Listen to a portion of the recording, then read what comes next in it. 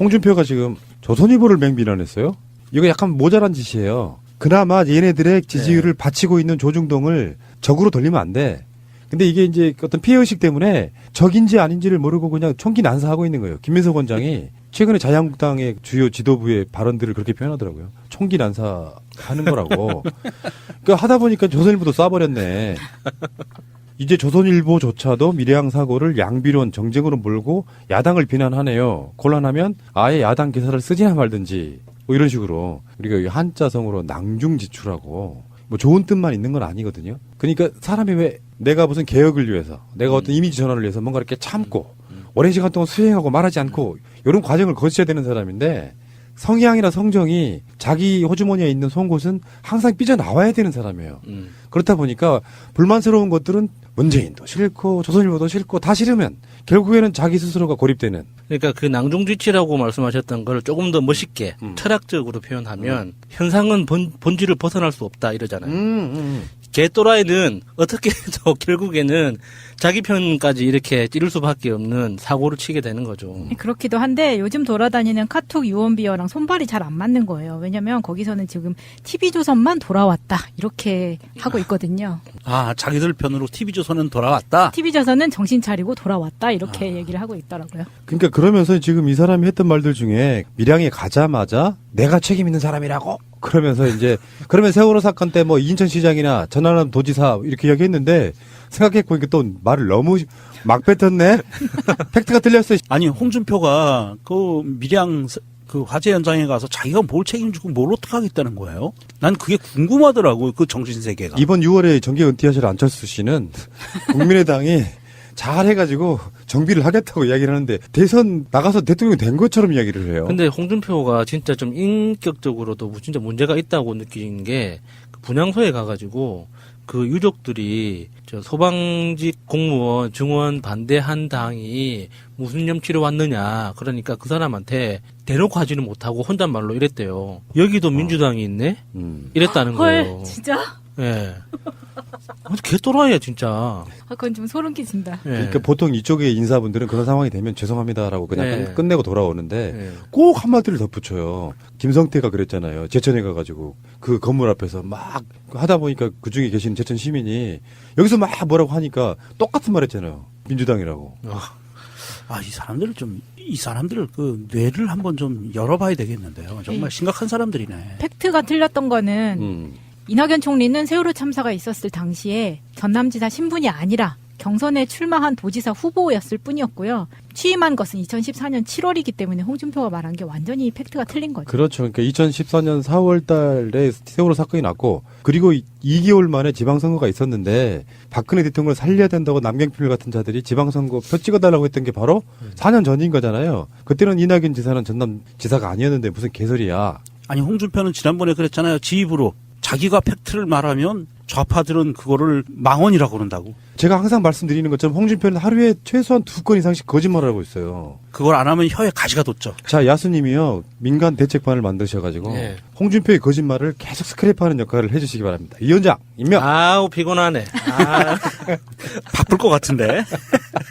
벌써부터 피곤하네. 최소한 우리 민주인사들이나 책임인 자리에 있는 문재인 대통령이나 이낙연 총리 같은 사람들이 팩트가 아닌 사실로 만약에 무슨 발표를 했다거나 말을 뱉었다고 하면 네. 조중동이 가만히 있겠습니까? 완전 가루가 되도록 막 빻고 또 빻고 빻겠죠, 막. 조중동은 그런 거를 꼬투리 잡지 않아요. 조중동이 홍준표가 한 거짓말들을 제대로 팩트체크해서 내보내나 알면서도 모른 척하지? 사실 조선일보의 그 언론 기조는요, 이거였어요.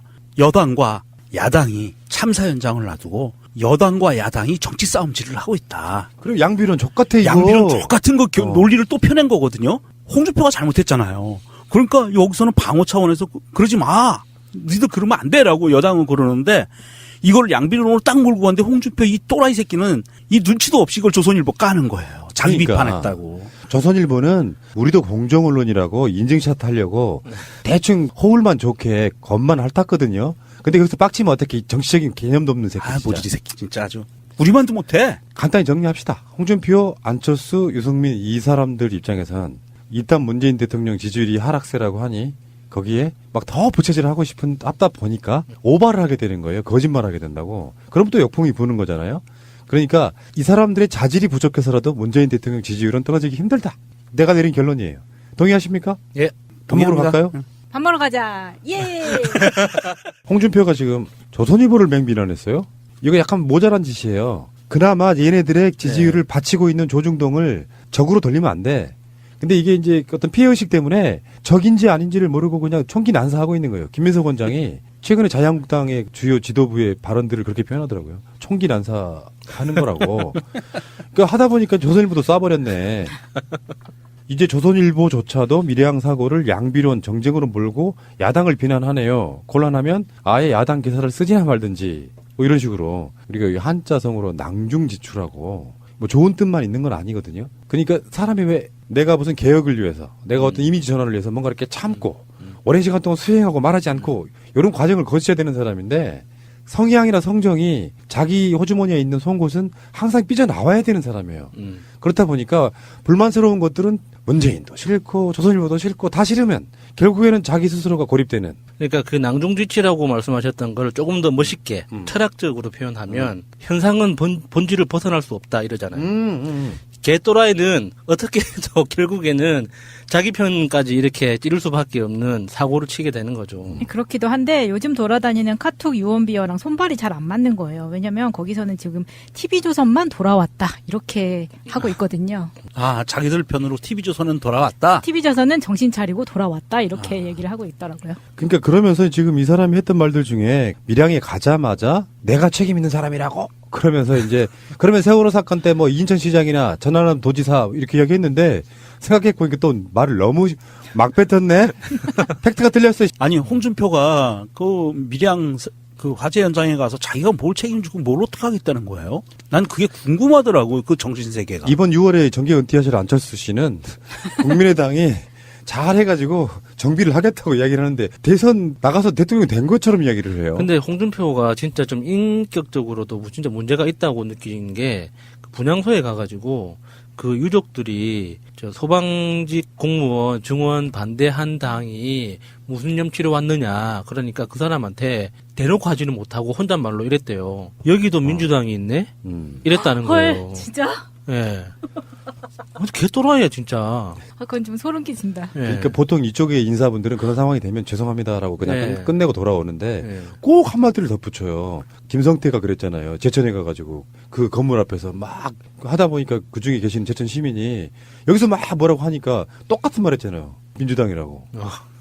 아, 이 사람들을 그 뇌를 한번 좀 열어봐야 되겠는데요. 정말 심각한 사람들이네. 팩트가 틀렸던 거는 이낙연 총리는 세월호 참사가 있었을 당시에 전남지사 신분이 아니라 경선에 출마한 도지사 후보였을 뿐이었고요. 취임한 것은 2014년 7월이기 때문에 홍준표가 말한 게 완전히 팩트가 틀린 거죠. 그렇죠. 그러니까 2014년 4월 달에 세월호 사건이 났고 그리고 2개월 만에 지방선거가 있었는데 박근혜 대통령을 살려야 된다고 남경필 같은 자들이 지방선거 표 찍어달라고 했던 게 바로 4년 전인 거잖아요. 그때는 이낙연 지사는 전남 지사가 아니었는데 무슨 개소리야. 아니, 홍준표는 지난번에 그랬잖아요. 지 입으로. 자기가 팩트를 말하면 좌파들은 그거를 망언이라고 그런다고. 제가 항상 말씀드리는 것처럼 홍준표는 하루에 최소한 2건 이상씩 거짓말을 하고 있어요. 그걸 안 하면 혀에 가시가 돋죠. 자, 야수님이요. 민간 대책반을 만드셔가지고 네. 홍준표의 거짓말을 계속 스크랩하는 역할을 해주시기 바랍니다. 이 위원장 임명. 아우, 피곤하네. 아, 바쁠 것 같은데. 벌써부터 피곤하네. 최소한 우리 민주 인사들이나 책임인 자리에 있는 문재인 대통령이나 이낙연 총리 같은 사람들이 팩트가 아닌 사실로 만약에 무슨 발표를 했다거나 말을 뱉었다고 하면 네. 조중동이 가만히 있겠습니까? 완전 가루가 되도록 막 빻고 또 빻고 빻겠죠, 막. 조중동은 그런 거를 꼬투리 잡지 않아요. 조중동이 홍준표가 한 거짓말들을 제대로 팩트체크해서 내보내나 알면서도 모른 척하지? 사실 조선일보의 그 언론 기조는요, 이거였어요. 여당과 야당이 참사 현장을 놔두고 여당과 야당이 정치 싸움질을 하고 있다. 그리고 양비론 족같아 이거. 양비론 똑같은 거 논리를 또 펴낸 거거든요. 홍준표가 잘못했잖아요. 그러니까 여기서는 방어 차원에서 그러지 마. 니들 그러면 안 돼라고 여당은 그러는데 이걸 양비론으로 딱 몰고 갔는데 홍준표 이 또라이 새끼는 이 눈치도 없이 이걸 조선일보 까는 거예요. 자기 그러니까. 비판했다고. 조선일보는 우리도 공정언론이라고 인증샷 하려고 대충 호울만 좋게 겉만 핥았거든요. 근데 여기서 빡치면 어떻게 정치적인 개념도 없는 새끼. 아, 진짜. 모지리 새끼 진짜 아주.